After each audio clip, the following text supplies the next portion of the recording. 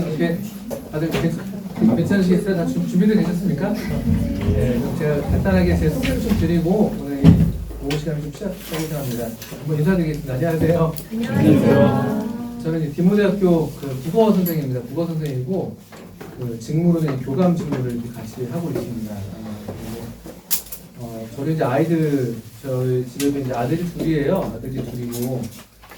저 학생 두 아이 모두 이제 주님 은혜로 디모데학교 졸업했어요. 6년 잘 무사히 한두 번의 위기가 없지 않았지만 무사히 잘 졸업하고 지금 이제 청년이 되어서 이제 졸업장을 나가 있고 오늘 온다고 했는데 수행의 날이가 하고 온다고 했는데 이제 안 와도 물어봤더니만 집에서 자고 있다고 그러더라고요. 이제 저희들의 현실입니다. 제가 알기로 여기 부모님들도 많이 계시고 또 부모님이 아니지만 뭐 미혼이면서도 이 자리에 계신 분들이 계시더라고요. 제가 여쭤보니까 또 교회 안에서 또 학생들이나 또 청년들 또는 뭐 학생 이하의 또 교회학교 돌보면서 또 이런 부분에 좀 같이 배우고 싶다 해서 오신 그런 젊은 청년분들이 계시고 또 이왕에 벌써 이제 그 학부모로서는 이제 거의 졸업을 하신 거의 졸업이죠. 이번에 최근에 책 한 권 나왔더라고요. 아직의 김경열 교수가 50이면 뭐 자녀교육 끝날 줄 알았더니 뭐 이런 제목의 책을 냈더라고요. 번역서인데 아직 안 끝나셨죠? 우리 형님 제가 보니까 가장 자녀들이 좀 이렇게 나이가 높으시지 않나 싶기도 하고 제가 아는 범위 내에서는 우리 정빈이 정서 어머님 계시고 제가 아는 범위 내에서 우리 찬서 우리 어머니 계시고 그 저기 위로 그 두 따님도 지금 청년이죠, 그죠? 네네, 그렇죠. 거의 다 키우시고 네. 그렇습니다. 그리고 또 제가 이렇게 면면을 뵈니까 많이 어려 보이셔서 자녀가 있으시더라도 굉장히 저학년이시겠다 그런 생각이 들긴 합니다. 저는 주로 이제 교감을 하면서 학부모 학부모를 응대하는 일을 주로 많이 해요. 담임 선생님들이 주로 하시지만 또 그렇게 하기 어려운 부분들이 있고 할 때는 이제 제가 주로 이제 또 맡아서 하고. 학부모님들에 대한 어떤 그런 뭐 기대와 또 우리 디모데학교 학부모로서 또는 우리 학교를 다니지 않는다 할지라도 그 가정에서 학부모로서 어떻게 이렇게 어떤 부모님으로서 좀 역할을 하시면 좋겠다 이런 것들을 주로 이제 많이 제 주 업무로 삼고 있습니다. 오늘 함께 나눌 내용은 그래서 우리 학교에서 실제로 우리 학부모들에 대해서 갖고 있는 기대들입니다. 아직 저 자신도 이만큼의 어떤 그런 뭐를 잘 배워서 저 자신도 이런 기독 학부모다 이렇게 말하기가 좀 부끄러운 면도 있는데 그렇게 말이 좀 어렵지만 그래도 우리 디모데학교 학부모님께 갖고 있는 그런 기대이고 또 이게 그냥 우리 학교 학생들 보내지 않는다 할지라도 사실은 우리 성도님들이 이러한 어떤 인식에 대해서 한번 좀 생각해 보시면 좋겠다 싶어서 이번에 이런 주제를 같이 좀 선택배움으로 넣어뒀습니다. 저도 개인적으로 학부모님들 무서워합니다. 저는 그 업무를 주로 하고 있지만 학부모님들이 우리 디모데 학부모님들은 엄청 양반이세요. 저기 꼭 계셔서 드리는 말씀은 아니에요. 저도 보통 우리 학부모님들의 이 자녀들에 대한 이런 어떤 관심과 또 어떤 그런 또 교육에 대한 어떤 기대 이런 것들이 상당하시거든요. 그래서 뭐 아시겠지만 학부모 민원이라고 하는 그런 학교 입장에서는 그런 문제로 상당히 사회적으로도 어려움이 있었고 작년 같은 경우는 더 큰 이슈가 되기도 했는데 우리 그 부모님들은 주로 성도님들이십니다. 거의 한 90% 이상 성도님이시니까 큰 틀에서 이제 같이 이해를 하고 계시고 같은 목적을 따라서 이제 또 자녀들을 보내셨고 그래서 웬만해서는 학교에 좀 이렇게 좀 어려운 얘기들은 거의 안 하시는 것 같아요. 그리고 이제 항상 이렇게 지지해 주시고 격려해 주시고 기도를 후원해 주시는 그런 부모님이라고 제가 알고 있고 믿고 있고 그렇게 자연스럽게 말씀드릴 수 있는데 그럼에도 제 마음에 그렇지만 우리 부모 저도 부모니까 부모들의 또 다른 한편의 마음은 제가 이제 사무엘상 그 말씀을 먼저 한 구절 제가 일단 먼저 방패를 먼저 치고 가려고 합니다. 사무엘상에 여러분 잘 아시는 말씀 중에 사무엘상 30장이더라고요. 30장 6절에 제가 언제가 이 말씀 보다가 여기다 밑줄을 긋고 또 밑줄을 긋고 동그라미도 쳐놨습니다. 한 3번의 이 말씀을 계속 이렇게 유심히 봤던 것 같아요. 옆에 이렇게 메모가 되어 있고 그러는데 30장 6절에 이런 말씀 있어요. 백성들이 자녀들 때문에 마음이 슬퍼서 다윗을 돌로 치자 하니 다윗이 크게 다급하였으나 그의 하나님 여호와를 힘입고 용기를 얻었다. 언젠가 돌로 맞을 수 있겠다 이런 생각이 듭니다. 우리 부모님들을 제가 못 믿는다는 말씀이 아니라 부모의 마음이 사실은 뭐 이렇게 정말 그런 마음이다. 제가 이해해요. 왜냐면 저도 이제 같은 입장이기 때문에. 근데 정말 그래서 어쨌든 이 말씀이 참 제가 마음에 갖고 있는 말씀이기도 해요. 근데 다행히 그래도 여기 사실 다윗만 힘을 입은 건 아니었어요. 물론 다윗이 하나님 여호와를 힘입고 용기를 얻었다고 되어 있지만 실제로 그 뒤에 이야기가 나와 있지는 않은 걸 보니까 이 백성들의 마음도 어떻게 됐겠습니까? 아무도 돌로 또 안 치게 됐다는 얘기가 되는 거죠. 사실은요. 다윗 편에서는 하나님이 주신 용기를 얻었지만 이 부모님들의 이 엄마 아빠들의 이 백성들의 마음도 좀 이렇게 평안하게 하셨고 그런 것들을 우리가 이제 행간에서 읽을 수 있다고 생각이 들어요. 그래서 어쨌든 같은 학부모로서 같은 어떤 입장에서 오늘 좀 이렇게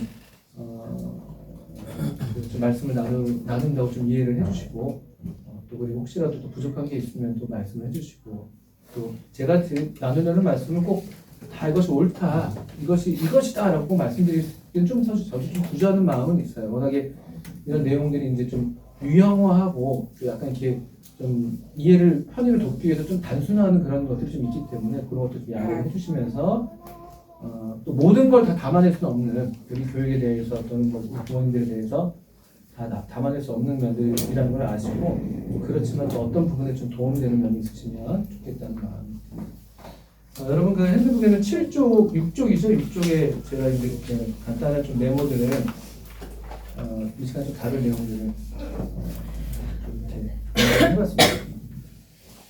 이제 첫 번째는 이제 오늘 주제도 그렇고 우리의 현실 인식에 대한 부분입니다. 이게 너무 기독교 대안학교 디모데학교는 너무 현실을 악마화하는 게 아니냐 이런 얘기도 듣기도 합니다. 사실 너무 극단적으로 어떤 우리 학교 생활을 했을 때도 이런 것들이 얼마나 없진 않았고 또 그러면서 그중에 낭만이 있었고 좋은 친구들도 있었고 또 저도 대안학교 나온 거 아니거든요.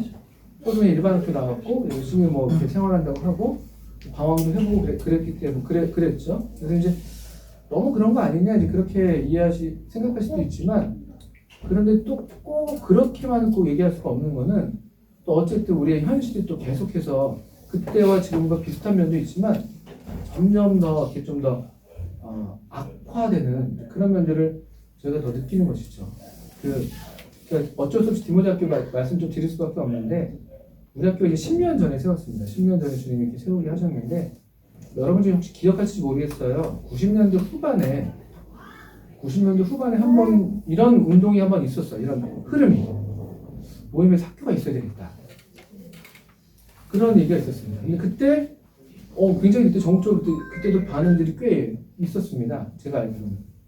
그리고 이제 전문적인 어떤 분들께서 어떤 그 일을 위해서 좀 이렇게 더 앞장서 계시고 했었는데 그때는 근데 어쨌든 어떤 이유인지 모르겠지만 학교가 서지 못했어요. 근데 그때도 여전히 동일하게 우리 모임에 학교가 있어야 되겠다고 느꼈던 이유는 그때 좀 앞선 분들께서 그해 여름에 홍수가 엄청 났다고 그러더라고요. 홍수가 엄청 났는데 여러분 서울 쪽에 중랑천이죠. 중랑천 항상 범람하는 데가 있어요. 그 중랑천에서 막 홍수가 나가지고 막 둥둥둥 막 이것저것 막 떠내려오고 뭐 그때는 소가 떠내려온 건 아니었지만 어쨌든 막 떠내려오고 보면서 이분이 우리 교육이 우리의 자녀들이 저런 모양이 아닌가 그런 굉장히 애통하는 마음이 생기시면서 그런 운동을 이렇게 나름대로 주창하셨고 그때도 이제 그랬어요. 그때도 그런 어떤 학생들에 대한 상당한 그런 애통하는 심령으로 학교가 필요하다는 어떤 제기가 있었는데 너무 좋아.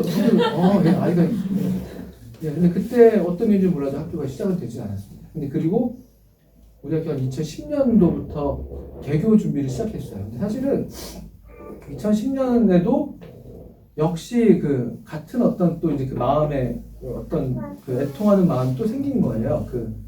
같은 분이셨어요. 제가 알기로 같은 분이에요. 그분이 90년대 후반에 이런 좀 필요를 얘기하셨던 분이 2010년에 다시 한번 그런 필요를 좀 느끼시면서 미국에 있는 어떤 학교를 좀 보고 오셔서 거기를 좀 가서 보면 좋겠다. 자녀들이 아이들이 변화된다. 이런 어떤 모습을 보고 오셔서 관심 있는 분들이 이제 함께 동행하면서 이게 다시 시작이 됐습니다.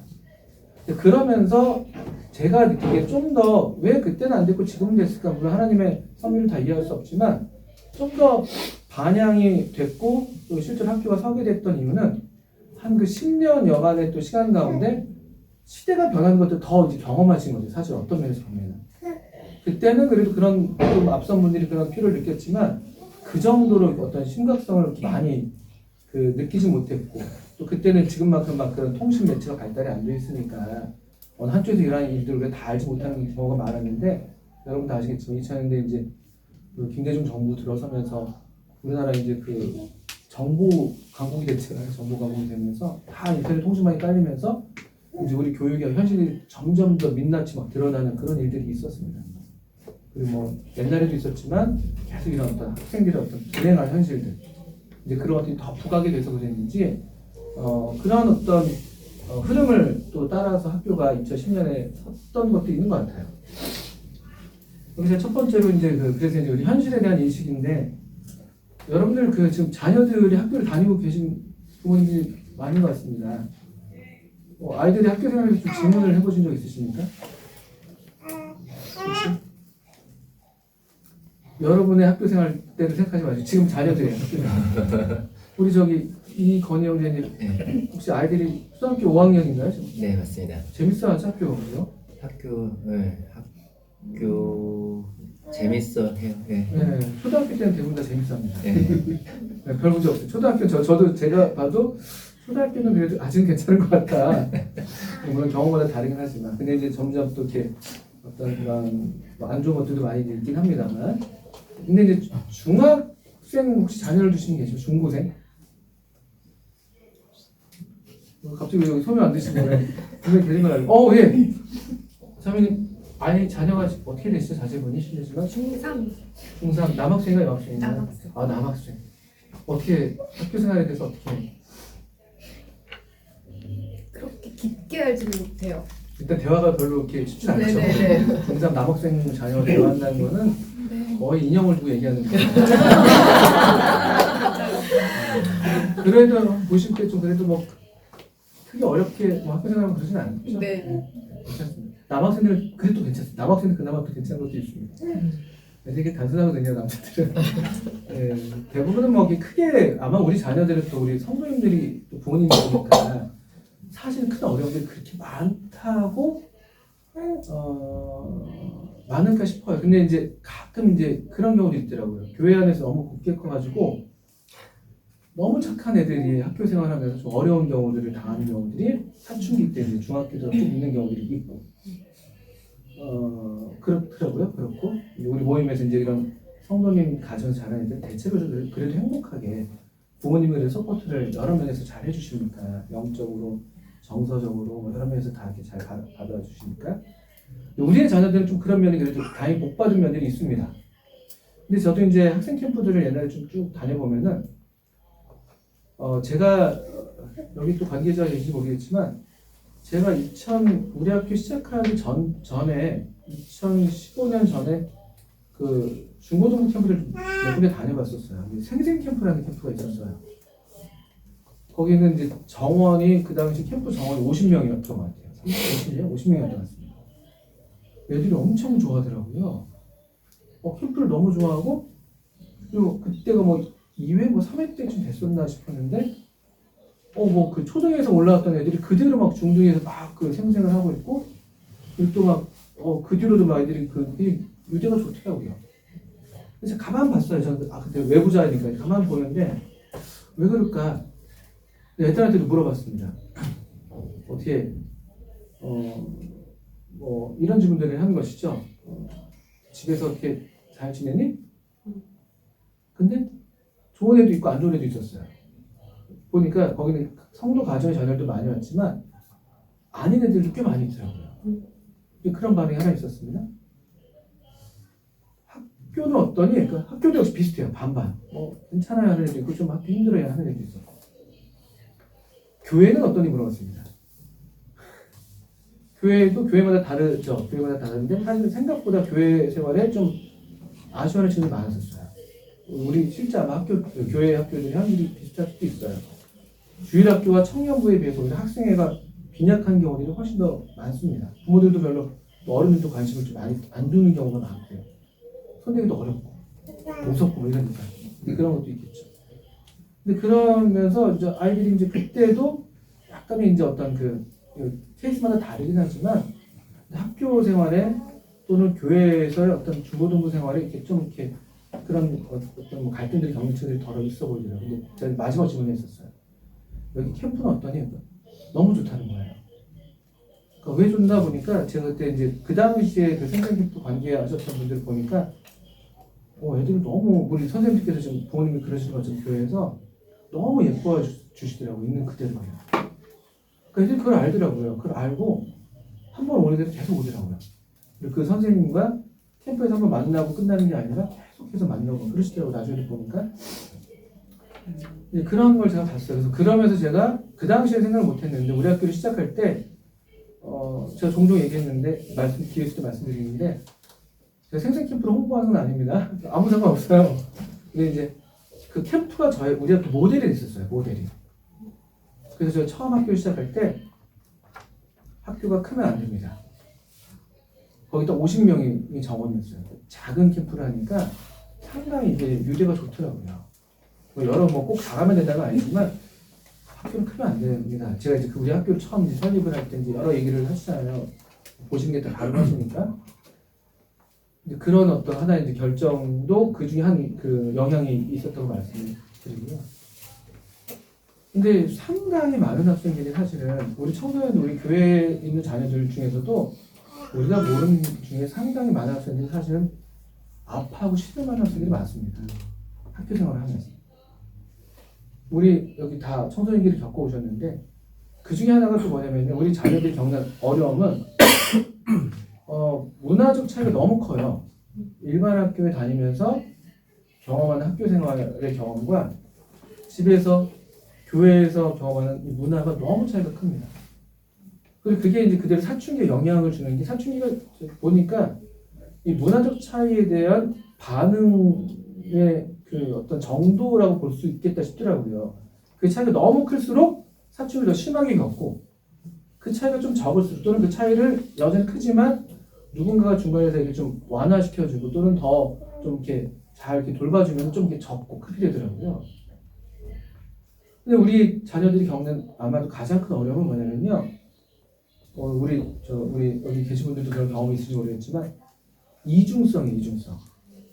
집에서 교회에서 내가 이렇게 어떤 행동하는 그런 모습과 그리고 학교에서 친구들과 지내는 모습이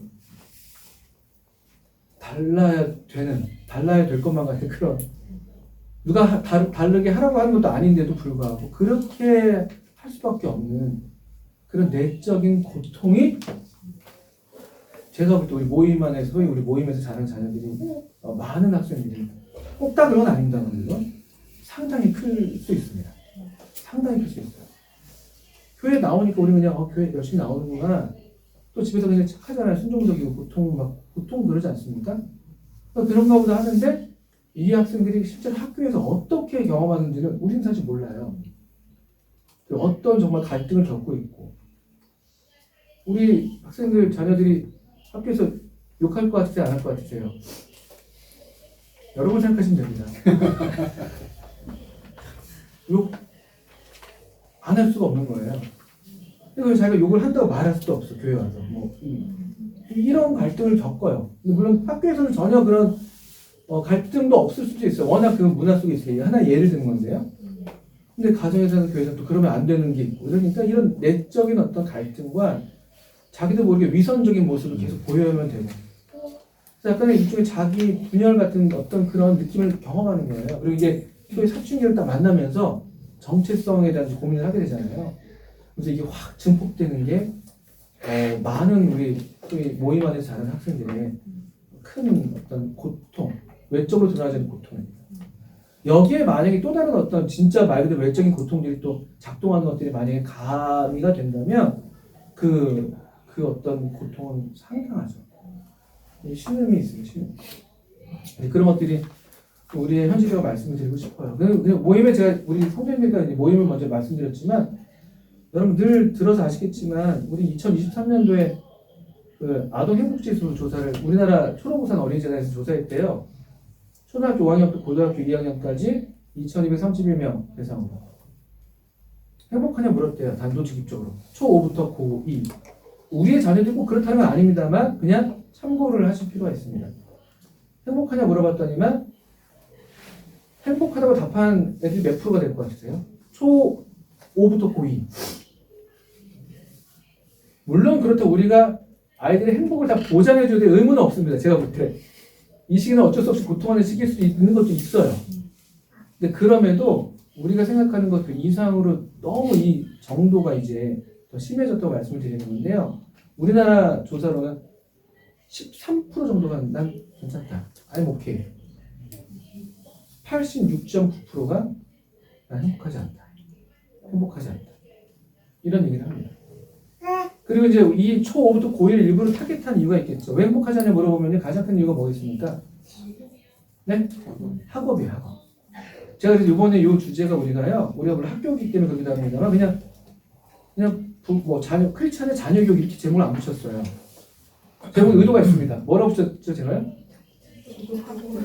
제가 좀 중요한 학부모라고 좀 이름을 붙인 거예요, 학부모. 그래서 여기 자녀들이 또 학생의 뭐 이런 중일학교 어린이든 뭐 초등학생이든 학생으로서 지금 어떤 지내고 있는 자녀들이 계시다면요, 학부모로서 우리가 지금 생각하는 겁니다. 특별히 교육에 있어서 보통 가정에서는 이제 신앙적인 걸 많이 이제 생각하죠. 그걸로도 충분할 수도 있어요. 근데 사실은 우리의 자녀들은 신앙으로만 지금 생활하고 있는 게 아니거든요. 실제 학교에서 배움에 학생으로서 배움에 지금 위치해서 생활하고 있기 때문에 아이들이 지금 실제로 이 학업 배움에 대해서 어떤 겪고 있는 어떤 정서적인 반응을 이해할 필요가 있습니다. 근데 이제 여기는 상당히 사실 연구가 많이 지금 진행 중에 있고 또 연구가 이미 되고 있고 그래서 토론 중에 있는 건 물론 있어요. 뭐 이를테면 학생이 그 배우는 게 무조건 행복해야 되냐? 배우는 거 원래 힘든 거야. 그것도 틀린 말이 아니거든요. 왜냐면 내가 못하는 걸 해야 되니까. 우리가 처음 자전거 탈 때 몇 번씩 넘어지는데 그게 행복하진 않잖아요. 넘어지면서 행복해 이러면 좀 이상한 거잖아요. 그런 어떤 이해도 우리가 같이 합니다 물론. 그걸 우리가 무시하는 건 아니에요. 배움에 따른 어떤 어쩔 수 없는 노력과 희생과 고통이 있는 걸 우리가 다 이해하지만 그럼에도 이제 그 정도가 과연 그 이해 범위 정도에 있는 것이냐 이게 좀 이제 다른 문제가 되는 것이죠. 그리고 약간 이건 좀 이게 언론들은 아무래도 하는 어떤 그 현상들을 좀 이렇게 아무래도 이렇게 언론 쪽 부각될 때는 이것만 좀 강조되니까 제가 그런 말씀드립니다만 OECD 국가 중에서 청소년 행복 지수는 최하인 건 벌써 몇 년째예요. 최하. 이런 것도 비교적으로 해볼 만한 부분이에요. 그래 배움이라는 게 원래 힘든 거지. 학생 때 다 힘들었어. 난 죽을 것 같았어. 뭐 우리 다 얘기할 수 있죠. 근데 왜 우리가 근데 그 중에서도 문제는 뭐예요, 지금요?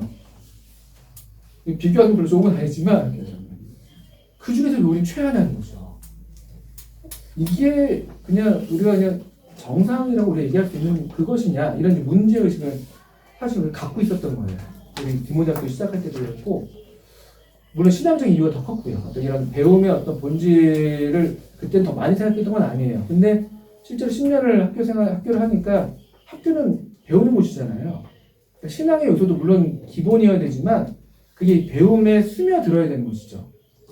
신앙만 잘 되고 배움이 일어나지 않으면 그것도 문제가 되는 것이고 신앙으로서 모든 배움의 고통을 다 극복해야만 한다 이렇게 또 할 것이냐 이런 것도 또 다른 질문이 되는 것인데 정말 이게 이 배움에 있어서 학교에 있어서 또는 학생으로서 학부모로서 우리는 자녀들의 이 배움에 대해서 학업에 대해서 자연스럽게 이런 관점에 대한 질문이 생기는 거예요. 어떤 태도를 취해야 됩니까? 원래 나 힘든 거야. 너 힘들다고 여기 지금 주저앉아 있으면 더 뒤처져. 나중에 더 힘들어져. 이렇게 우리가 얘기하는 것이 최선인가? 아니면 더 좋은 방법은 없는가? 또 정말 우리가 기독 학부모로서, 우리 크리스천으로서 그것이 또 옳은가? 이런 질문들을 이제 우리가 갖고 있었던 것이고, 그것들을 이제 계속 우리도 고민하고 있고 배우고 있고, 우리 부모님들도 한번 생각해 보시라고 말씀을 드리는 것입니다. 학업이에요, 학업. 사실 그래서 뒤로 가면서 이제 학업에 대한 얘기를 안 할 수 있는 학부모이기 때문에 여기 지금 이제 어린 자녀들을 두신 부모님들도 계시는데 아이들 어릴 때만 해도 태어났을 때만 해도 그냥 그저 건강하면 커라 방금방 웃어주면 이렇게 하는데 참 희한한 거예요.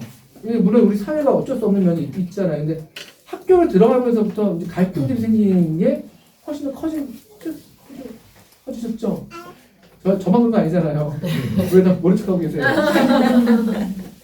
근데 거기에 이제 중요한 요소가 바로 요 요소예요. 배움. 학교라는 것이 배우는 것인데, 근데 이제 이 배움에 있어서 왜 우리가 이렇게 갈등하고 부모도 갈등하고 뭐 갈등이 없어라 이런 건 아니지만요. 이것을 우리가 어떻게 이해하는가의 부분인데 오늘날의 이제 이 교육의 현실이 물론 꼭 다 그런 건 아니지만 입시 위주의 교육이라는 것을 부인할 수가 없습니다. 부인할 수가 없어요.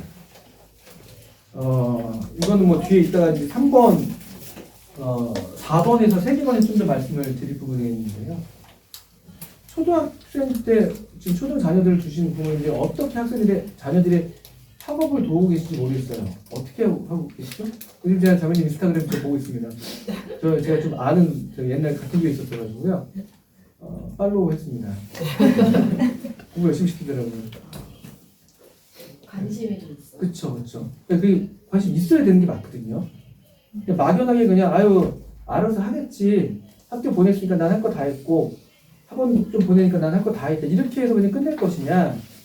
또 이제 그런 어떤 선택을 할 때도 이미 우리가 어떤 가치관을 갖고 세계관을 갖고 그런 선택을 하는 거거든요, 사실은요.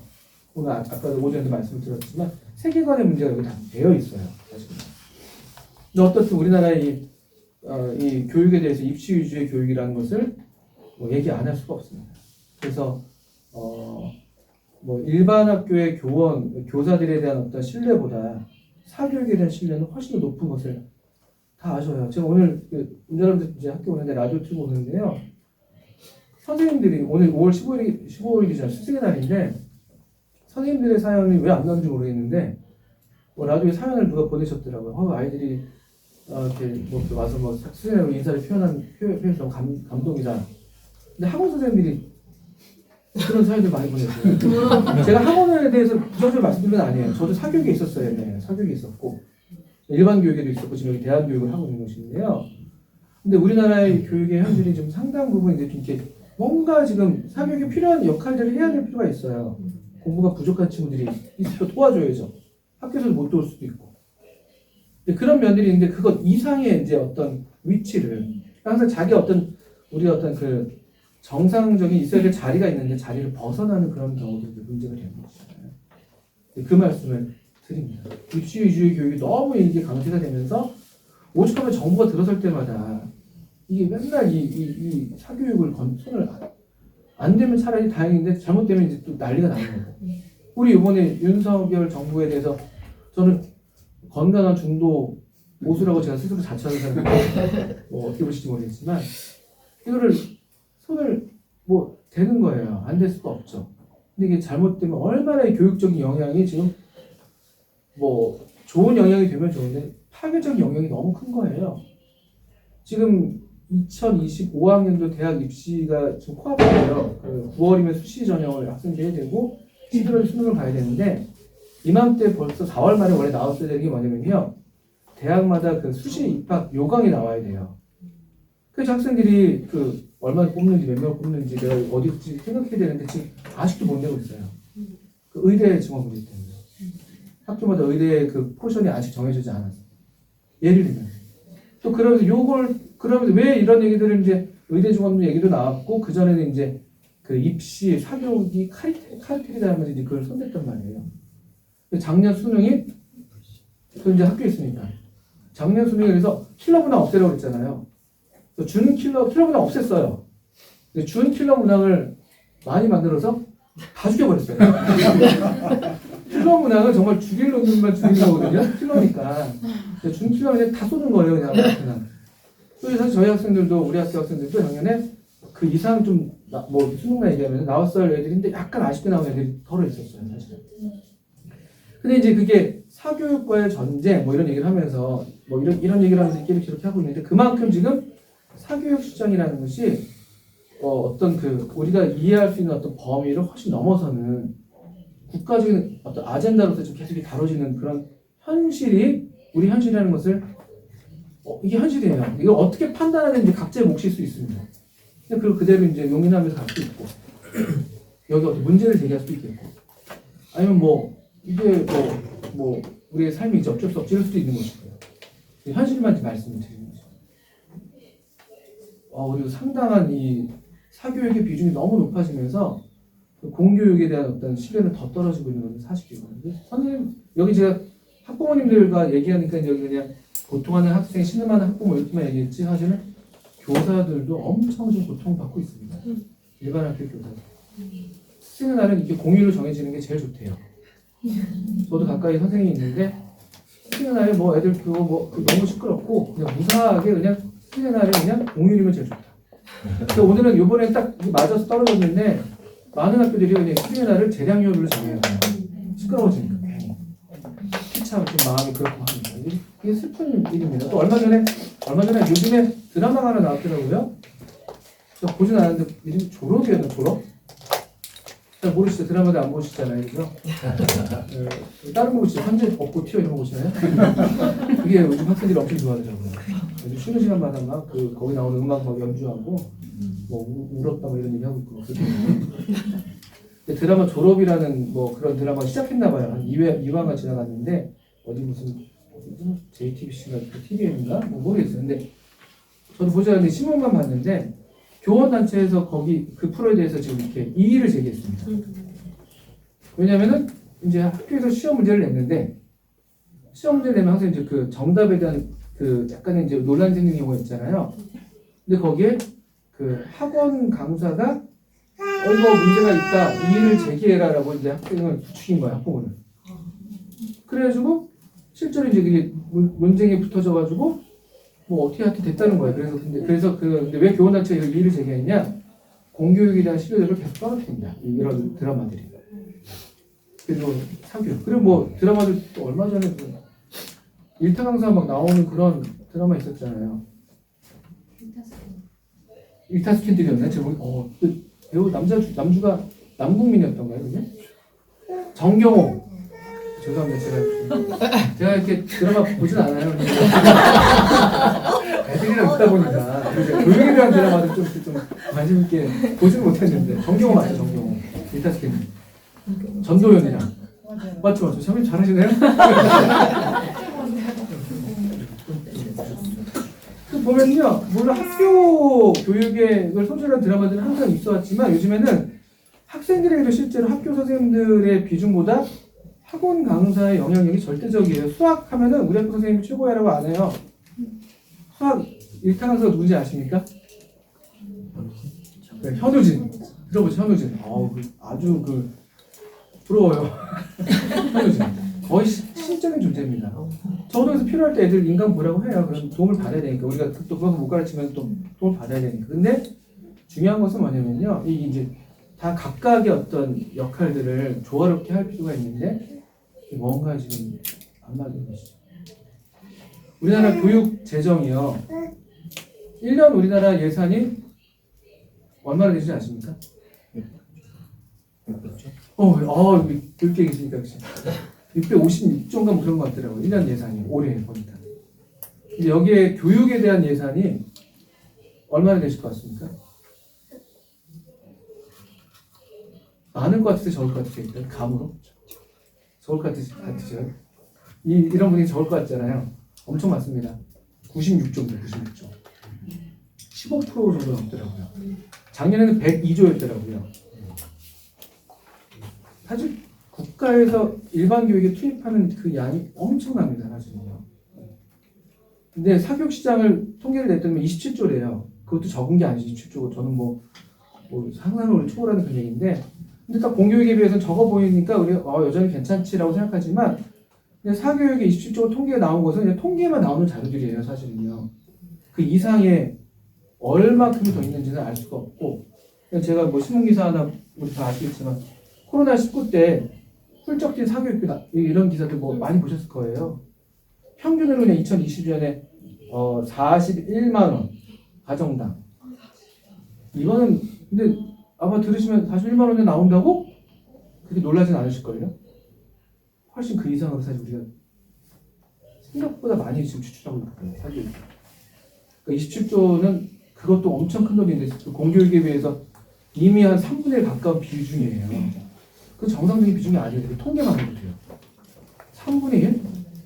사교육이 공교육 재정의 3분의 1이나 된다는 것도 정상이 아닌데 사실은 훨씬 그 이상이라는 것을 생각을 해볼 수가 있습니다. 다 고통하는 현실을 좀 말씀을 드리는데 제가 이거 과장하고 또는 뭐 대안학교니까 이런 것들을 더 뭐랄까요 어두움을 상대방의 어떤 부정적인 게 우리의 이득이기 때문에 이런 말씀 드리는 게 아니에요. 그것과 상관없이 말씀 드리는 겁니다.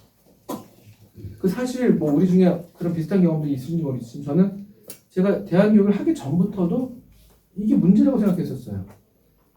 이게 맞나? 제가 고등학교 때도 그랬고 이 교육이 이게 맞는 건가? 그때는 물론 그냥 뭐 제가 이런 일을 할 줄 몰랐는데 생각해 볼 만한 중요한 이 현실입니다. 이 말씀 먼저 드리겠고요. 그래서 출애굽기 3장 9절의 말씀은 애굽 그 모세를 부르시면서 주님께서 하시는 말씀인데 이제 가라 이스라엘 자손들 부르짖음이 내게 달하고 애굽 사람이 그들을 괴롭히는 학대도 내가 보았습니다. 그래서 이스라엘 사람들의 그 부르짖음 또 애굽 사람들의 학대 어쩌면은 우리 지금 대한민국의 학생들 학부모들 또는 교사들이 사실은 뭔가 이 마치 바로의 앞에 있었던 이스라엘 백성들처럼 이 정상적이지 않은 상태에서 우리가 겨우겨우 살아가고 있는 그런 형편일지도 모른다는 말씀을 드립니다. 물론 그렇다고 해서 그러면 그 전에 아무런 그냥 이 체제 안에서 우리가 살았던 사람이 뭘 잘못한 거냐? 그건 아니에요. 저 그렇다고 말씀드리는 건 아닙니다. 그럼 여기 노예 생활을 하면서 400년 동안 노예 생활을 했는데 그럼 거기에 대해서 정하지 않았던 이전 세대들은 잘못한 거냐? 오늘날로 치면은 이 대한교육 받지 않으면 다 잘못하는 거냐? 그런 건 아니에요. 그런 건 아닙니다. 그런 말씀 드리는 건 아닌데 근데 적어도 이 압박 속에 우리가 있는 것 같다는 것은 얼마나 부인할 수 없는 현실이라는 것이죠. 여기에 대해서 어떻게 반응하냐는 각자의 몫이잖아요. 우리 일제시대 때에도 뭐 다 독립운동하는 건 아니거든요. 독립운동 안 했다고 그럼 다 뭐 그 침묵하고 이런 건 아니잖아요. 다 각자 우리에게 주어진 분량 안에서 각자에게 그 반응을 해 나가는 것이 각자의 책임인데 제가 일단 드리는 말씀은 우리 현실이 그래도 적어도 이런 뭔가 지금 이 압제, 이런 부당한 압제, 특히 교육이 오히려 축복이 아니라 고통으로서 이렇게 기능하고 있는 그런 현실 인식을 먼저 말씀드립니다. 저한테 꼭 동의하지 않을 수도 있겠지만 또 여전히 행복한 친구들도 있고 뭐 이스라엘 백성이라고 항상 불행했겠습니까? 가정에 또 이 소소한 행복들이 있었을 것이고 또 같이 웃고 즐기고 또 그냥 그 삶에서 얼마든지 또 만족하면서 그게 잘못한 건 아니잖아요. 그런 말씀을 드리는 건 아닙니다만 현실 자체는 사실은 그렇다는 것.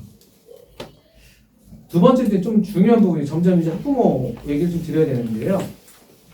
자녀교육 주체로서의 학부모, 이건 부모, 이거는 뭐 많이들 들어오셨을 겁니다. 이걸 모르시는 부모님은 안 계셔요.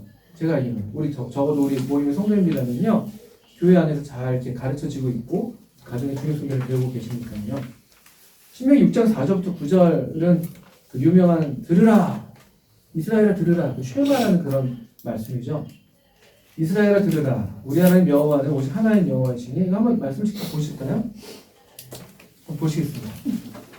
이스라엘아 들으라, 우리 하나님 여호와는 오직 하나인 여호와이시니 너는 마음을 다하고 성품을 다하고 힘을 다하여 내 하나님 여호와를 사랑하라. 오늘날 내가 너에게 명하는 이 말씀을 너는 마음에 새기고 내 자녀에게 부지런히 가르치며 집에 앉았을 때든지 길에 행할 때든지 누웠을 때든지 일어날 때든지 이 말씀을 강론할 것이며 너는 또 그것을 너 손목에 메어 기호를 삼으며 내 미간에 붙여 표를 삼고 내 집 문설주와 바깥문에 기록할지니라. 이스라엘아 들으라면 이스라엘 전체 민족을 향해서 얘기하고 있고요. 이스라엘을 뒤에서는 다른 대명사로는 너는 이렇게 내 자녀 이렇게 너라고 부르고 있습니다. 너예요, 너. 뭐 그 당시 학교가 없었으니까 뭐 어쩔 수 없는 거 아니야 이렇게 얘기할 수도 있지만 원리는 바뀌지 않습니다.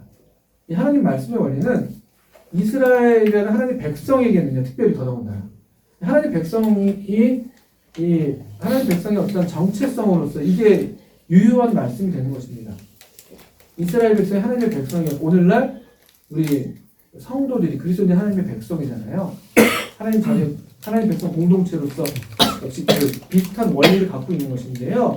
자녀들에 대해서 여기 너는 마음을 다하고 내 하나님 여호와를 사랑하라. 너에게 명하는 이 말씀을 너는 마음에 새기고 너의 자녀에게 부지런히 가르치며 너는 또 그것을 내 손목에 매며. 너라고 불리는 사람은 여기 이 문맥 안에서만 봐도 그냥 자녀를 두고 있는 또 이스라엘 백성들의 어떤 다음 세대들에 대한 그 책임을 지금 얘기하고 있는 거예요. 하나님 백성들이 책임이 있어요. 하나님 백성들이.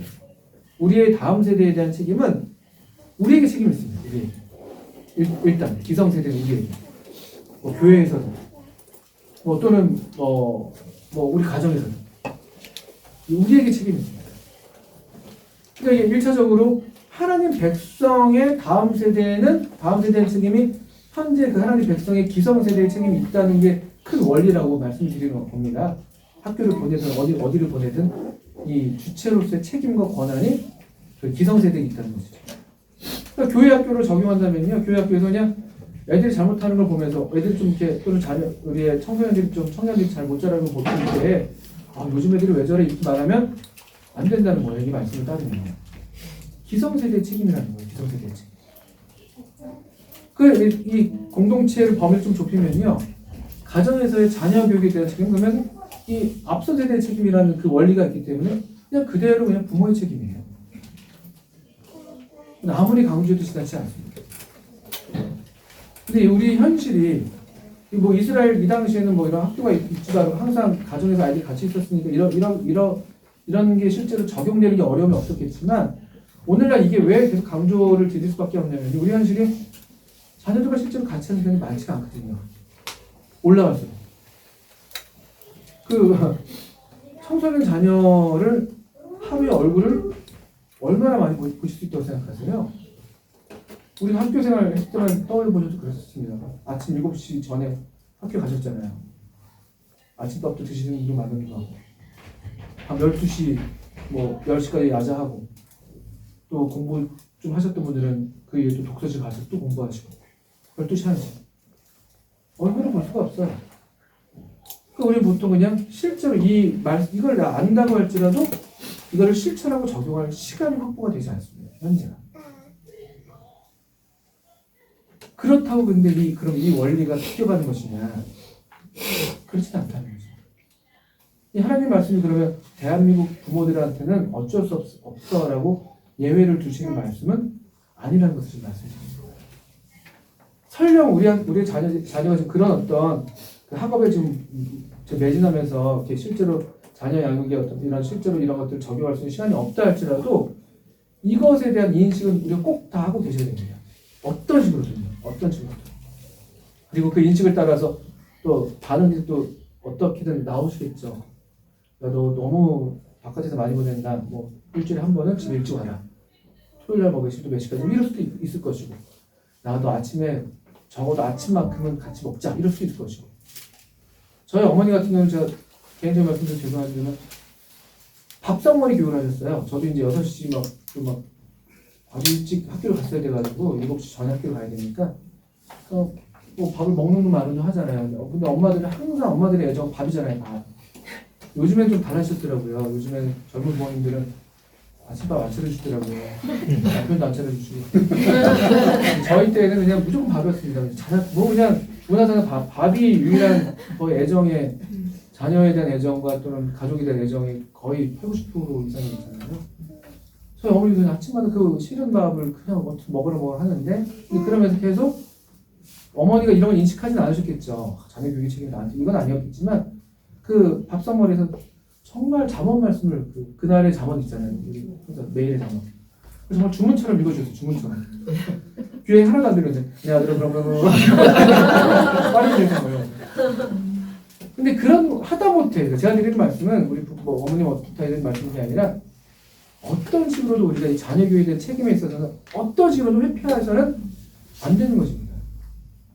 그리고 이거는 이제 1차적으로 신앙 교육이에요. 이건 배우면 학교 교육에 대한 얘기가 아니잖아요. 이 신령의 말씀 자체가 하나님을 일단 잘 배우게 하는 거예요. 하나님을요. 이 책임. 이게 우리 기독 학부모로서의 1차적인 어떤 정체성이고 우리 어떤 책임이고 역할이라는 것을 강조하지 않을 수가 없습니다. 또 우리 법도 그래요. 교육기본법 13조가요. 이렇게 되어 있습니다. 그 교육의 어떤 주체에 대한 그 어떤 해당되는 그런 법 조항들이에요. 그래서 뭐 학습자, 그다음에 뭐 보호자, 뭐 교원 이런 게 쭉쭉 나가는 그 법 체계인데 13조가 보호자에 대한 법인데 부모든 보호자는 보호하는 자녀 또는 아동이 바른 인성을 가지고 건강하게 성장하도록 교육할 권리와 책임을 가진다. 이게 우리 법이 보장하는 기본법이에요. 기본법. 교육기본법. 이 권리와 책임이 누구한테 이렇게 양보할 수 없는 겁니다. 우리 학교에 그럼 아이들 보낸다는 건 뭐냐면요. 이것이 내 권리고 내 책임인데 이 일정한 시간과 일정한 배움의 과정에서 이것을 학교라는 기관 또는 학교에서 일하시는 교원에게 내 이 권한과 책임을 위탁한다는 개념이에요. 위탁이요. 이 위탁이지 모든 책임이 학교에 다 있다는 게 아니에요. 궁극적인 책임은 그래서 사실 부모에게 있는 거예요. 또 그래서 이런 권한도 마찬가지고요. 사실 그래서 학교에서는 이런 부모들이 학교 의견을 제시할 권리가 있고 학교는 그 의견을 존중해야 될 책임이 있다고 이 13조 2항에서 얘기를 하고 있어요. 그러니까 이 말씀을 드리는 교육의 주체로서 우리 부모님들이 굳건하게 이 정체성을 가슴에 새기시라고 제가 강조를 드리는 거예요. 어떤 모양으로 자녀를 양육 것이든 간에 이 아이는 하나님이 내게 우리 부부에게 맡기신 우리는 그런 면에서 우리 자녀에게 대해서 청지기로서 책임이 있다. 또 청지기로서의 권한이 있고 이런 어떤 책임과 권한에서 청지기로서라는 말씀을 드리는 이유는 이 권한이라는 게 완전히 절대적인 권한은 또 아니라는 거예요. 왜냐하면 하나님의 권한 안에 우리도 위탁받은 거니까 하나님께서 우리에게 위탁하신 거니까 이 위탁의 개념이 여기 사실 이제 계속 있는 것이죠. 이런 말씀을 또 드리게 돼서요. 우리 여기 부모님들은 그런 면에서 그러니까 이 자녀 교육의 어떤 주체로서의 부모라는 것을 명심하셔서 또 그것이 그러니까 내가 주체고 내가 권한이 있고 내가 책임이 있으니까 내가 내 가치관에 따라서 해야지. 그게 틀린 말은 아니죠. 근데 그 가치관과 세계관이 내게 맡기신 또 하나님의 그 권한 그 안에서 올바르게 자리를 잡으셔야 될 필요가 있다는 것도 중요한 부분입니다. 부모마다 얼마나 다를 수 있겠지만 큰 틀의 원리들을 우리가 부인할 수가 없습니다. 이제 3번이 이제 오늘의 본론이 될 텐데요. 이게 이제 기독 학부모로서의 4가지 정체성 이렇게 하면서 약간 이것도 유형화 시켰기 때문에 좀 단순화의 그런 오류가 있을 수 있습니다.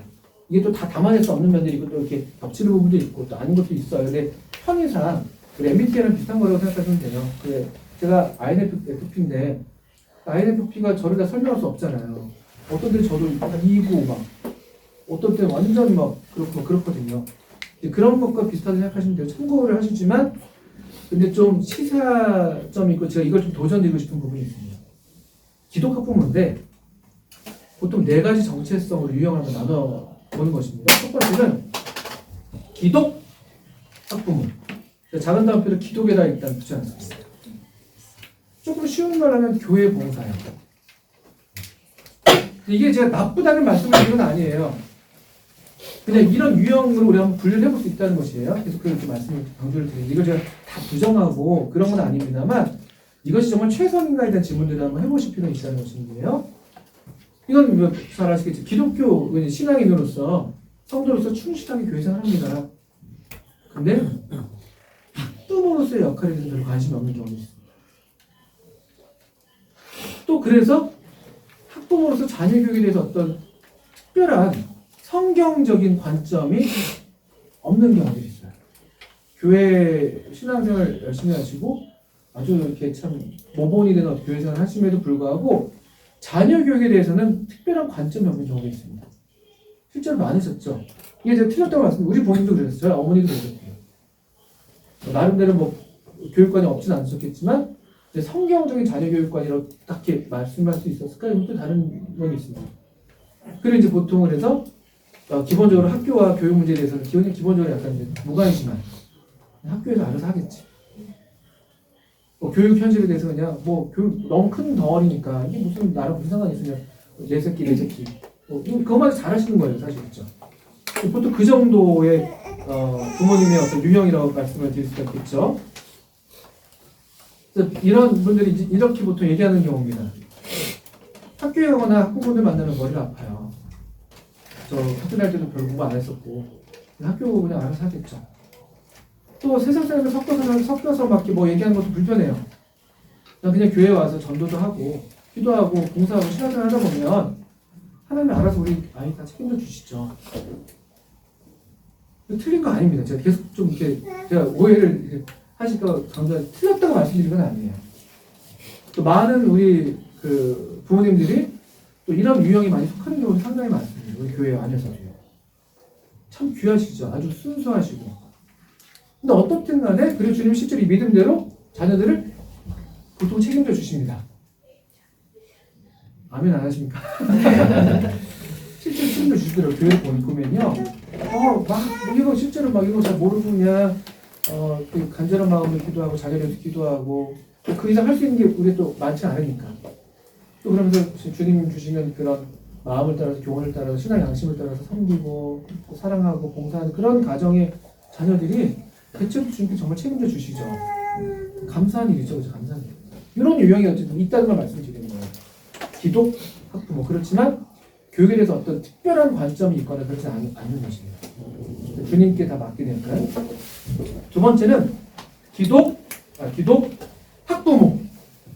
이번에 학부모에다 제가 이렇게 따로 끌어냈습니다. 이게 좀 강조했습니다. 이건 좀 이렇게 유형을 그냥 편하게 이해하기 위해서 세속형이라고 얘기를 붙일 수 있어요. 세속형. 이게 또 꼭 나쁘다 이렇게 말씀드리는 건 아니에요. 또 이런 유형들이 있다는 걸 말씀드리는 겁니다. 학부모로서 엄청 정말 대단하신 분들인 거예요. 교회에 계세요. 성도인데 성도로서 또 우리가 또 일반적으로 기대하는 수준의 어떤 그런 교회 생활이나 어떤 신앙 생활이 있잖아요. 근데 그건 좀 약하신데 부모로서는 대단하신 분들이 실제 계십니다. 그러면 그런 분들을 떠올리시면 됩니다. 그러니까 자녀 교육에 대해서는 굉장한 열정과 관심이 있으시고요. 또 헌신하시고 희생하시고. 교회 생활 안 하시는 건 아니죠. 성도님이시니까. 주일에 열심히 또 참여하시고.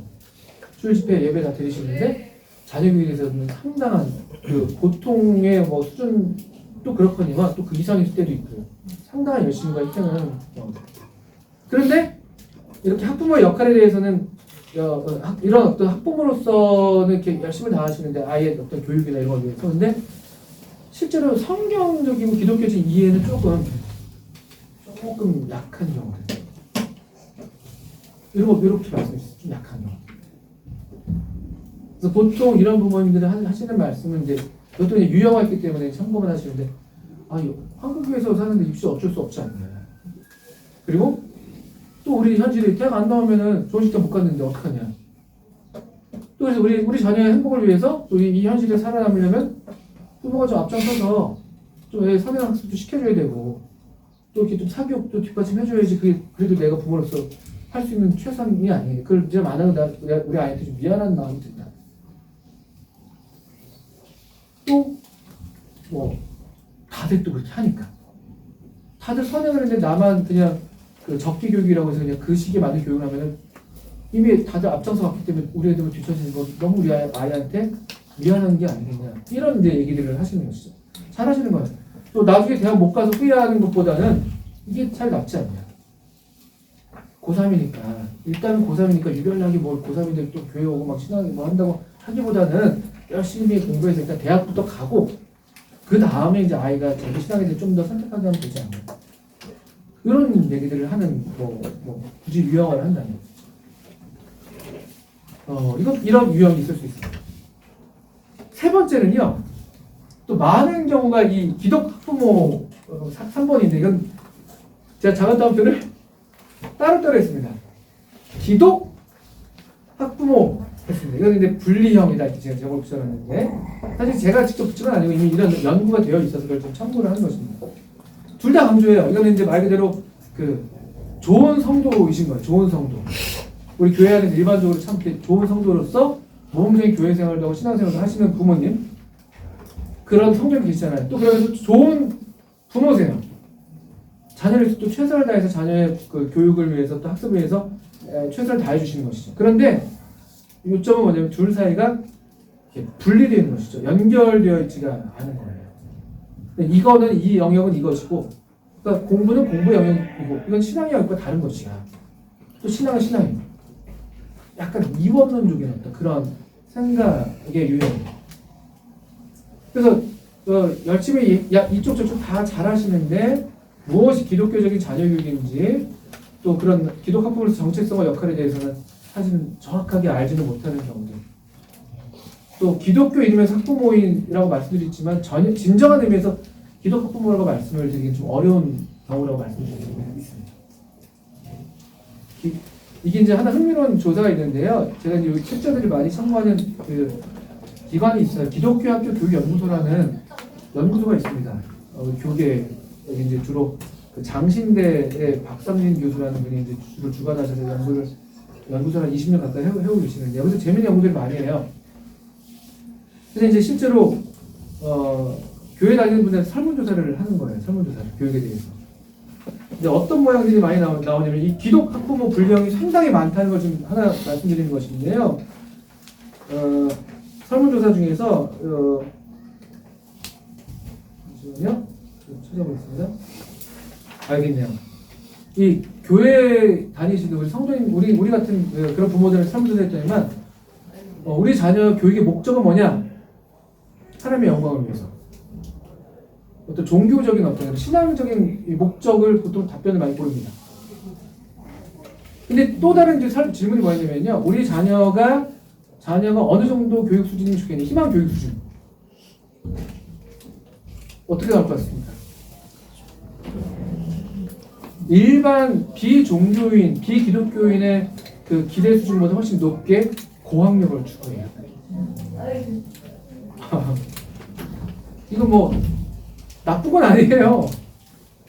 근데 우리도 알게 모르게 저 자신도 그렇고요. 저도 그랬었어요. 저도 저희 자녀들 입시하는데 저도 대안교육하면서 야 입시를 극복해야 돼. 입시를 뛰어넘어야 돼. 얘기를 막 애들한테 하고 막 보면서 얘기했는데 막상 제 자녀 입시가 되니까요. 그리고 모의고사 점수 막 나오는 거 보니까 막 이렇게 마음이 올라갔다 내려갔다 하는 거예요. 또 좀 나오면 괜찮아. 막. 또 못 나오고 떨어져 결국 제대했거든요. 결국 떨어져 마음이 괜찮다 말은 하지만 좀 그런 것도 있고 막. 또 실제로 사실은 그 큰아이 예를 들어서 우리 아이한테 좀 미안하기도 한데요. 첫 해에서 언어학교가 붙긴 붙었어요. 근데 저는 그냥 거기도 괜찮아라고 얘기했어요. 저 거기 괜찮아. 사실 괜찮잖아요. 전 정말 그런 마음이거든요. 그런 마음이라고 생각했었어요. 근데 아쉽더라고요. 근데 여러 의미가 있죠. 물론 좀 더 뭐 이름 나는 학교를 못 가서 아쉬운 걸 수도 있고 아니면 우리 아이가 더 잘할 수 있는데 못 가서 아쉬운 것도 이런 것도 여러 면이 있겠지만 어쨌든 설문조사가 되게 흥미로운 설문조사를 말씀드리는 거예요. 다 입으로는 이제 기독 학부모 분리형은 목적은 하나님의 영광을 위해서 우리 자녀가 주님께서 주신 재능을 따라서 은사와 뭐 은사를 따라서 그렇게 하면 제일 좋겠지. 다 그렇게 말은 한다는 거예요. 근데 실제로 기대하는 학력 수준은 대부분 다 학력이 고학력이에요. 그 더 일반 학부모들보다 더 높은 수준. 이런 게 기독 학부모 분리형이고요. 마지막 네 가지는 기독 학부모 통합형이라고 되어 있습니다. 이게 이제 우리가 지향하는 저 자신도 계속해서 우리 계속 이 유형이 딱 고정된 건 아닙니다. 뭐 내가 처음에 1번이니까 나 1번 이것도 아니고 또 동시에 여러 면을 띌 수가 있다는 것을 말씀드리는데요. 우리가 지향하고 계속 우리의 자리라고 믿는 바가 바로 이 4번의 유형이고 이걸 강조하고 또 기대하는 것인데 기독 학부모형인데 통합형이라고 말하는 것이고요. 이게 이제 누가복음 2장 40절에 예수님이 그 성장의 그 좋은 그 말씀이 있잖아요. 예수님 그 지혜와 키가 자라가며 하나님과 사람 앞에 상스러웠다. 보통 전인적인 교육을 얘기하는데 전인교육을 그래서 보통 내 영역으로 보통 설명을 하잖아요. 영적인 거, 뭐 지적인 거, 신체적인 거, 사회적인 거 얘기하면 합니다. 근데 그 영역이 이걸 보통 우리 자꾸 분절시켜요. 영적인 거 따로, 지적인 건 따로, 신체 따로, 사회적인 건 따로. 이게 다 약간 이게 학교 교육의 병폐입니다. 사실은 다 이게 분리해서 우리가 배웠기 때문에. 근데 통합형은 어떠하냐면 우리가 믿는 바 신앙 참된 기독교 교육은 이 신앙이 전 영역에 스며들어 있는 것이죠. 배어 있는 거예요. 전 영역에다 이런 어떤 성경적인 가치관이 다 거기에 배어 있어야 되는 거예요.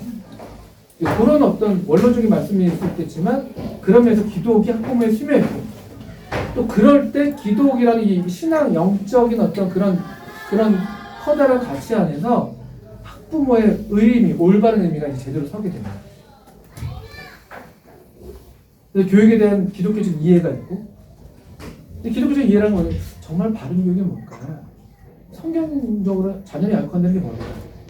그걸 성경을 통해서 배우시고 고민하시고 주님께서 가르치신 대로 배운 바대로 확신하시고 흔들릴 때도 있겠지만 또 옆집 뭐 부모님과 엄마들 얘기 들으시면 또 막 정신 없어지는데 또 그럼에도 계속 성경에서 뭘 말씀하시는 거지? 이런 것들이 계속해서 이렇게 자리매김하시는 그래서 기독교적 이해와 실천을 계속 깊이를 더해가는 그런 형태의 부모 유형입니다. 그래서 성경적인 관점과 신앙 고백의 기초에서 자녀 교육 활동을 분별하고 결정하는 겁니다. 학원을 보내는데 왜 보내냐는 거죠. 저희 학교가 원래는 사교육을 금지했었어요. 원래는요. 근데 약간의 좀 몇 년 하면서 약간 사교육을 부분 허용을 했어요. 어떤 경우냐면요. 부족한 거. 보충이 필요한 거 좀 하면 좋겠다 이런 걸 했었는데 또 고민해 막상 했는데 저희가 그걸 결정했을 때도 학교 입장에서도요. 그 자녀 이 아이를 돕기 위해서예요. 그런 면에서는. 선행학습은 하지 못하겠네요. 선행학습. 예를 들면 그런 거예요. 그러니까 부모님도 마찬가지죠. 자녀들을 어떤 교육 같은 걸 시키잖아요. 왜 그거를 하게 하는가? 왜 우리 자녀가 영재반에 신청하게 하는가? 정말 영재라서 그런 것인가? 영재를 바라서 그런 것인가? 왜 내가 우리 아이를 이 학원에 보냈는가? 이런 것들에 대해서 분별하시라는 거예요. 성경적으로. 그냥 뭐 일반적으로 학교에 대한 선택권이 우리나라는 그냥 부모에게 법으로는 있다고는 하지만 사실은 그렇게 선택권이 보장되지 않아요. 다 뺑뺑이로 가잖아요. 그런데 그런 면에서도 내가 그냥 일반 학교를 그냥 뺑뺑이로 가는 것이 괜찮은 것인가? 나름대로 분별하시고 결정하시는 거예요. 그래 우리 아이가 어릴 때부터 빛과 소금으로서 이 현실에서 더 이렇게 싸워가면서 하길 바라. 그럼 그렇게 하시면 되는 거예요. 아니야 우리 아이는 조금 이렇게 더 주님 안에서 더 보호받기를 원해. 신앙 안에서 더 자리매김하면 좋겠어. 그럼 또 뭐 이런 우리 학교를 보낼 수 있는 것이고 각각 그런 나름의 하나님 앞에서의 신앙적인 어떤 양심과 성경적 가치관을 따라서 분별하시고 결정합니다. 이런 것들이 이제 기독 그 학부모 통합형 이라고 말씀드리죠. 이런 부모님은 이제 이렇게 보통 얘기를 고백하는 분들이에요. 주님이 맡기신 아이를 최선을 다해서 양육하지만 제 부족함 때문에 기도할 수밖에 없어요. 아이가 주님 앞에서 소명을 깨닫고 은사를 발견할 수 있도록 돕는 부모이고 싶어요. 또 배운 가운데 주님을 만나고 선생님을 존경하며 친구들과 선한 관계를 맺었으면 해요. 내 아이뿐 아니라 내 자녀의 학급 아이들을 품고 기도하고 있어요. 내 아이가 행복하고 잘 배우고 성장하려면 교육이 행복해야 하니까요. 뭐 예를 들면 이건 하나의 예시인데 또 흥미로운 어떤 그 이야기인데 우리들의 어떤 모순된 모습인데 크리스찬 부모들은 학기 초에 새학년도 들어가지 다 이렇게 기도한다고 그러더라고요. 우리 아이가 좋은 선생님 만나게 해주세요. 뭐 나쁜 게 아니죠. 나쁜 선생님 만나면 안 되잖아요. 이게 얼마나 힘듭니까? 크리스찬 교사는 이렇게 기도한대요. 좋은 학생들이 오게 해주세요. 우리 약간 그런 모순이 약간 있어요. 도대체 그러면 기독교 교육이라는 건 무엇일까? 이런 질문이 생기는 거죠. 뭐 이건 우스갯소리 말씀드렸습니다만 기독 학부모, 이건 기독 교사도 마찬가지거든요. 저희도 마찬가지예요. 저희 그런 딜레마를 겪어요. 좋은 학생이 오기를 바라죠. 자녀도 잘 양육하고 습관도 잘 돼 있고 말도 잘 듣고. 그래서 좀 그런 마음도 있다가도 또 근데 또 좀 이렇게 부족한 아이들이 또 정말 더 기독 교육이 필요한 아이들이잖아요. 또 어떻게 보면 이런 것들이거든요. 그래서 기독 학부모의 통합형의 부모님이 우리가 이제 지향하고 또 저 자신도 그렇고 교사로서 부모로서 우리 부모님들도 그렇고 우리 학부모님들도 이렇게 기대하는 바입니다. 이것들을 계속 잘 이렇게 말씀드리고 또 그렇게 제대로 도와드리려고 우리 학교에서도 올해 다시 저희 개교초는 이걸 많이 했었어요. 이거 워낙 중요하니까. 근데 학교가 이제 좀 더 사이즈가 커지면서 이제 바빠지니까 이 부모님 쪽으로 저희가 신경을 많이 못 썼어요. 그러니까 학교에서 이런 가치관을 심어드려야 되는데 코로나를 겪으면서 상당히 그런 사이에 이런 기독학부모의 정체성이 좀 약해진 면이 우리도 느껴요. 저 자신도 그러거든요. 그래서 다시 올해 저희들이 지금 우리 부모님과 또 선생님들도 아이들만 배우는 게 아니라 우리도 이렇게 배우 성장해야 되지 않냐 해서 디모데 공동체 배움 프로그램 해가지고 5월부터 좀 시작하고 있습니다. 자녀를 위한 기도문을 작성하는 거 과제입니다. 정희 아버님, 네, 저도 아직 안 했습니다. 괜찮습니다. 5월에 과제니까요. 어떤 기도를 좀 할 것인가 이런 것들을 생각하게 되는 것이고요. 이제 시간이 많지 않은데 마지막으로 이제 우리 제가 이제 3번에 4번에 기독 학부모의 교육 이해는 이제 앞에 이제 했던 내용들과 이제 얼마가 중첩되는 그런 내용들이 있습니다. 첫 번째는 이제 세계관이 대단히 중요합니다. 그러니까 우리가 알게 모르게 그냥 우리의 어떤 가치관과 세계관이 작동해서 지금 어떤 선택들을 다 하시는 거예요. 여기 오신 것도 지금 어떤 그런 가치관을 따라 결정하신 거거든요. 휴일인데. 얼마든지 지금 똑같은 시를 맞아서 절에 가실 수도 있잖아요. 근데 여기 뭐 하는 시고 나름의 가치관이 다 작동해요. 이게 없는 게 하나도 없습니다. 사실. 어떤 식으로도 우리가 세계관과 가치관에 따라서 우리가 지금 실제로 삶을 살아가고 있는데요. 근데 이 세속적 세계관과 기독교 세계관의 충돌이 있어요. 실제로 이제 기독교에서는요 아주 중요하게 다룬 영역이 좀 생소할 수도 있지만 기독교 세계관이에요. 기독교 세계관. 세계를 어떻게 바라볼 것인가. 이게 대단히 중요합니다. 세상을 어떻게 바라볼 것인가. 이 세계관이 굉장히 중요합니다. 근데 일반적인 세속적인 세계관과 이제 기독교 세계관이 충돌하는 것인데요. 이게 뭐 세속적 세계관은 이제 말 그대로 물질 중심의 물질 가치 중심의 세계관이 그런 분리할 수가 없어요. 학원의 홍보 문구들 제가 따왔습니다. 아이가 다르면 엄마의 꿈도 다릅니다. 엄마의 꿈 커리큘럼이 됩니다. 이런 학원 홍보 문구가 있습니다. 이거는 이제 학급 급수에도 많이 사용되는 건데요. 넌 공부할 때가 제일 예뻐. 공부하는 거 안 예쁩니까? 뭐 예를 들면 이런 것들이에요. 그 다음에 이건 뭐 많이들 대치동 아이들의 일반적인 코스를 따라야 합니다. 반드시 초등학교 때까지 고등과정을 적어도 영어는 마스터해야 됩니다.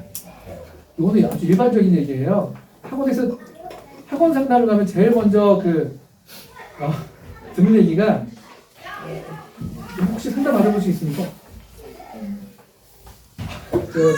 연기를 해야 되는데 어머님 어떡해요. 이제 오시면 어떡해요. 늦었어요. 항상 이 말부터 시작합니다. 늦었어요. 그게 너무 저는 이걸 계속 뭐 의도가 있든 없든 간에 그게 또 얼마나 사실 수도 있어요. 왜냐면 워낙 성형을 하니까. 사실 말도 못해요. 여러분 교회에서 이런 얘기 잘 안 하시잖아요. 자녀 공부 얘기 안 하시고 어떻게 공부시 얘기 잘 안 하실 겁니다. 근데 선행이 실제로 말도 못합니다. 또 이게 선행을 나쁘다고 말할 수 있는 것도 아니에요. 현실도 이렇잖아요. 의대 보내려면요, 의대 가려면요 지금 의대를 그럼 공부를 못하라는 거지 그건 아니잖아요. 공부를 하는 애들은 해야 되는데 의대를 가려면 지금 보통으로는 어려워요. 그냥 만약 그냥 선행을 안 한다고 치면요, 그냥 한 재수, 삼수 이렇게 해야지 의대 간다고 생각하시면 되는 거예요. 현역에서 의대를 간다는 건요, 이미 얘네들 초등 때 이렇게 했다는 거예요, 고등. 그리고 고등 1학년 때 고등 과정을 계속 돌리는 거거든요. 수능을요. 이게 그냥 현실입니다, 현실. 그래서 초등 학원 대상으로 초등생 대상으로 의대 입시반이 있어요. 의대 입시반 있습니다. 지금 좀 이렇게 좀 돈 많이 버는 학원들은요, 일부러 이렇게 의대 입시반 아주 폐쇄적으로 운영하죠. 아무나 못 들어. 엄청 시킵니다. 엄청 시켜요. 초등학교 때 이미 수학, 고등수학은 이미 다 하고 있고. 이게 사실이에요. 이게 사실이에요. 이런 어떤 세계 속에서 우리가 이걸 어떻게 이해하고, 어떻게 하면 또 반응할 것이냐, 이런 문제들이에요. 이런 문제.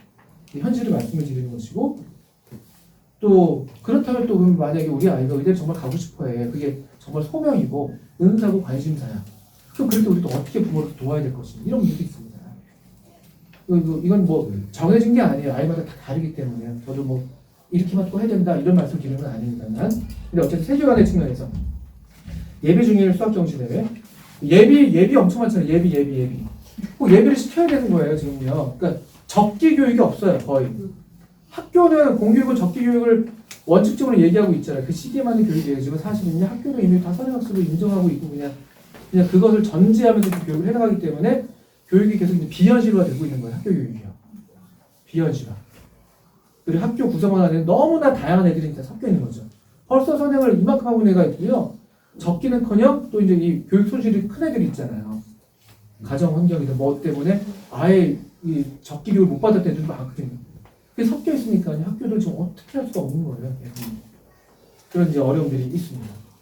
예비, 중학스타트를 어떻게 하느냐에 따라 대학까지 바뀌면서 이런 어떤 가치관이에요. 선행학습. 그래서 선행학습이나 그래서 또 이 재밌는 게 우리 그 어떤 대안교육이라 할까요? 교육에 대해 좀 더 고민하는 분들은 자기주도 학습을 엄청 강조해요.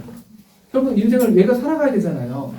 자기주도 역량이 있어야지만 인생을 정말 하나님 앞에서 책임감 갖고 살아가야 되는데 이런 어떤 이 세속적인 세계관들 이런 교육관들은 이 자기주도적인 학습이 아니라 부모 주도적인 학습이 됩니다. 부모 주도적. 이것도 어려워요. 그럼 애가 어떻게 자기 주도를 해요, 사실은요. 누가 공부 좋아하는 애가 어디 있어요? 날 때부터 저런 책도 막 좋아하고 이런 애들이 생각보다 많지 않거든요. 근데 이건 명심하셔야 되는 거예요. 부모가 얼마나 도와야죠, 사실은요. 부모가 주도할 수밖에 없는 시기들이 있습니다. 근데 그 목적이 부모 주도적인 학습을 시켜야 될 때가 있는데 그때 그 목적은 이 아이로 하여금 자기주도 학습을 할 수 있도록 시키는 게 부모주도 학습의 목적이어야 돼요. 얘가 자기 삶에 대해서, 자기 자신에 대해서 책임감을 갖고 또 이게 어느 정도 습관화식 될 수 있도록 해주고 어떤 가치관을 심어줄 수 있게 해주고 그런 역할들 어쩔 수 없이 해야 되잖아요. 초등 저학년 때나 뭐 고학년 때까지 그 정도 해야 되거든요. 근데 중등 이상 때부터는 쉽지 않아요. 부모 주도를 끌고 가는 건 제가 볼 때 초등 정도까지입니다. 중등 이후로부터는 자기가 해야 돼요. 근데 이게 너무 초등 때 그냥 부모 주도적인 학습과 학원 의존적인 학습이 되면요, 오히려 자기 주도 학습의 역량이 오히려 그쪽 뒤처져서 중등부를 맡게 됩니다. 실제로. 그러니까 그게 또 불안하니까 계속 중등부 계속 부모 주도적으로 가는 거예요. 그러니까 아이는 한 번도 자기가 주도적으로 학습을 설계하고 계획하고 성취하고 이런 것들을 통한 정말 배움의 기쁨을 생각보다 누리지 못하는 경험들이 많아요. 근데 자기 주도적 학습을 초등 때 좀 더 잘 준비시켜주면요, 중등 때, 고등 때 어떤 진로에 대해서 자기 자신에서 이해를 하면서 또 인생을 나름대로 설계하고 하면서 그런 성취들을 하고 성장의 기쁨을 경험하고 이제 이런 것들을 실제로 제가 보고 있는 거예요. 학교에서 보고 있는 그런 모습이 되거든요. 반면에 이제 성경은 로마서 12장 1절의 2절 말씀만 드리면 이 세대를 본받지 말라고 말씀하세요. 이 세대를 본받으라고 우리에게 격려하지 않고요. 본받지 말라고 하시는 말씀이 성경의 말씀이에요. 그러니까 이 세대를 잘 보셔야 됩니다. 맘카페를 주의하셔야 돼요. 맘카페에서 많은 정보들, 유용한 정보들 얻으시지만 맘카페는 상당히 지금 엄청나게 권력화됐어요. 그래 알아요. 뭐 업체들도 다 아는 거예요. 정치권도 다 아는 걸요. 뭐 맘카페가 얼마나 영향이 큰지. 여기 안성에 스타필드라고 생겼습니다. 안 와보셨죠? 오늘 한번 가신 김에 한번 들러보세요. 좋습니다. 안성 스타필드 40% 이용 할인권 뿌렸어요. 어디만 뿌리냐면요, 맘카페만 뿌려요. 다 알아요. 엄마들의 영향력이 얼마나 큰지. 실제로 가정의 실수는 엄마다. 다 알아요. 아주 폐쇄적으로 맘카페. 여러분 뭐 여기 좀 투표할 때 요즘에 뭐 총선이든 대선이든 맘카페 영향이 엄청 큽니다. 엄청 큽니다. 필요한 정보들을 얻으시곤 하겠지만 그냥 여기서 이렇다고 하니까 해야 되겠구나라고 생각하시면은 그거는 성경에서 말씀하는 것 같지 않아요. 분별하셔야 되죠. 분별. 세대를 본받지 말라고 말씀하셨습니다. 그런 것들이 있겠고 인간관도 되게 대단히 중요한 건데 이것도 다 우리의 어떤 세계관과 가치관 속에 다 이게 스며들어 있는 거고요. 그 요소가 될 수가 있겠는데요. 이제 인간은 뭐 제가 좀 단순히 경치라고 얘기했지만 이거 이를테면은 뭐 외모 중심인 것이죠.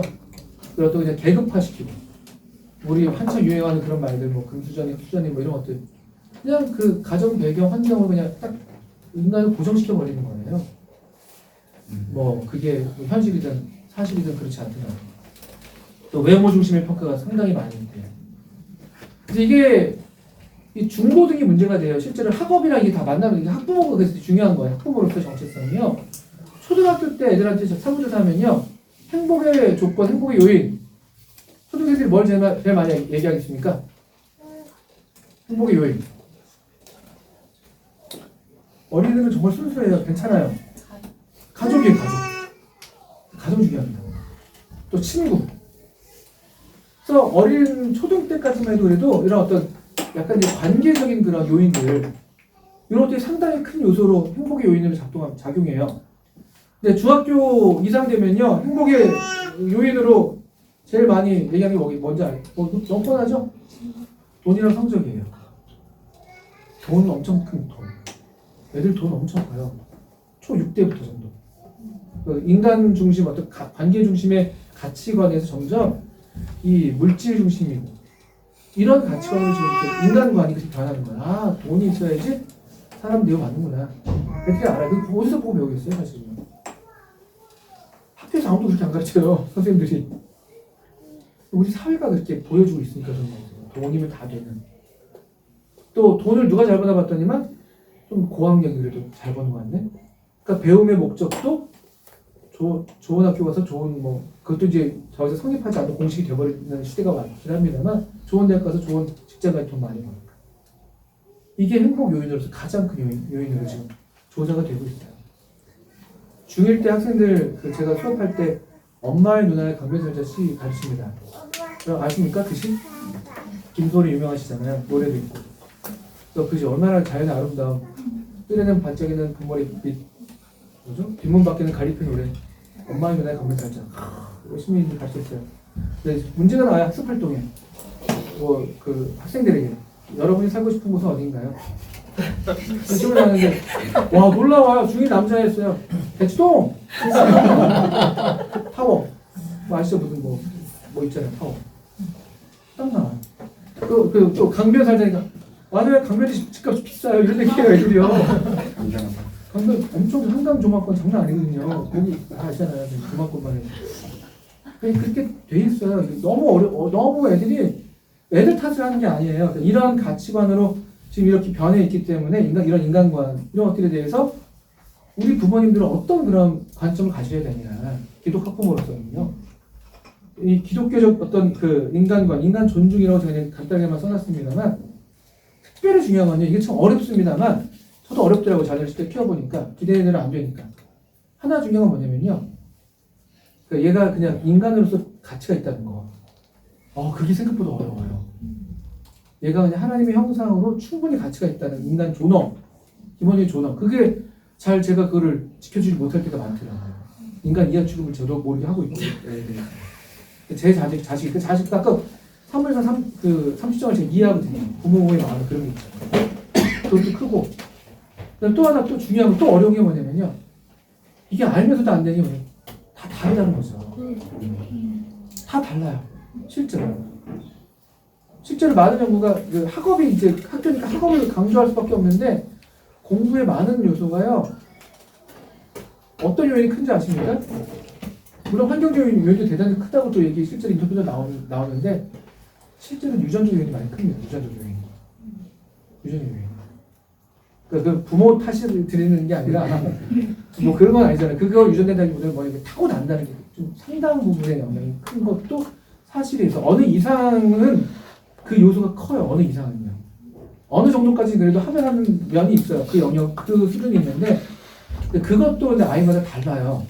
우리가 보통 생각이 그래도 성실하기만 하면 그래도 한 80점 나오는 거 아니야? 이렇게 생각할 수도 있지만 성실한데도 안 나오는 경우도 있어요. 그럴 수도 있거든요. 그래서 이건 참 어렵더라고요.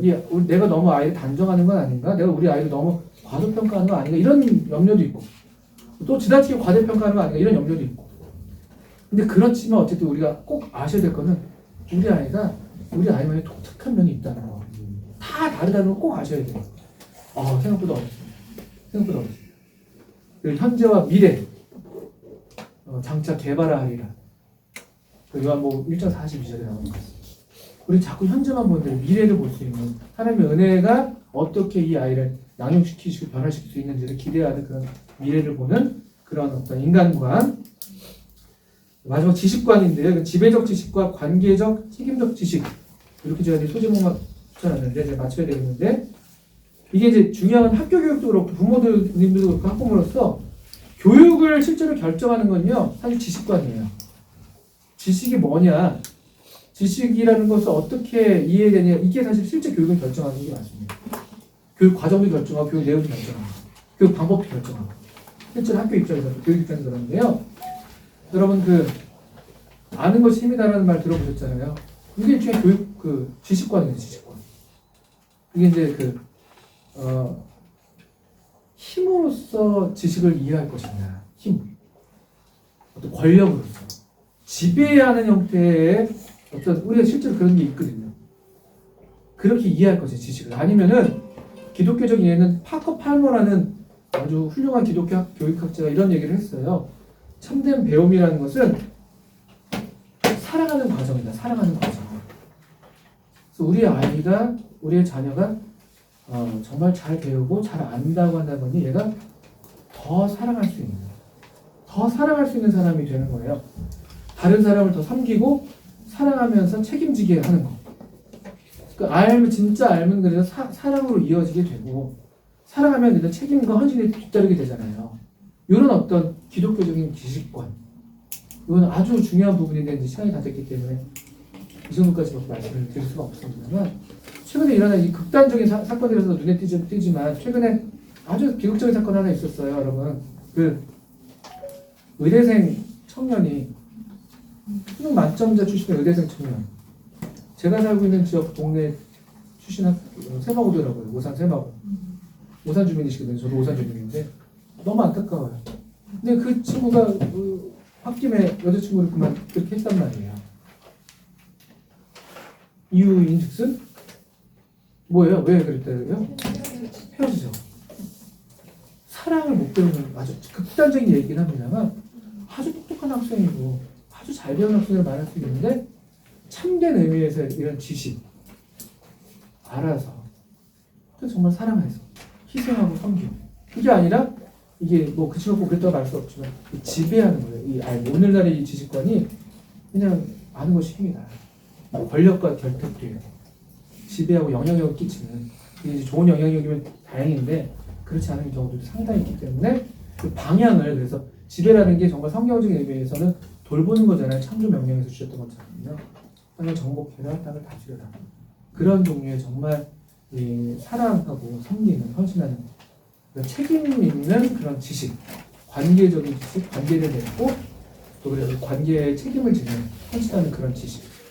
이게 저희들이 추구하는 기독 학부모로서 또 기독 교사로서도 저희가 믿고 있고 추구하고 있고 그렇게 되도록 노력하고 있는 하나의 어떤 이런 지식관이기도 합니다. 그래서 이 시간에 제가 좀 많은 말씀 드렸는데 여기 함께 하신 기독 학부모로서 한번 이런 좀 질문들을 그냥 한번 화두로 삼으셔서 어떻게 내 자녀를 또 교회에서 우리의 자녀들을 어떻게 학교 생활할 수 있도록 도울 것인지 뭐 이런 것도 한번 생각해 보시고 또 그래서 더 정말 기독 학부모로서 우리 자신들이 그렇게 세워지고 또 여러 갈등이 있고 또 고민이 있고 또 어려움이 있지만 한번 계속 고민하시면서 우리 하나님 앞에서 우리에게 주신 책임과 권한을 누구한테 양보하지 말고 하나님 앞에서 우리가 책임을 져야 되니까 그런 면에서 한번 이렇게 생각해 보실 수 있는 계기가 되면 좋겠습니다.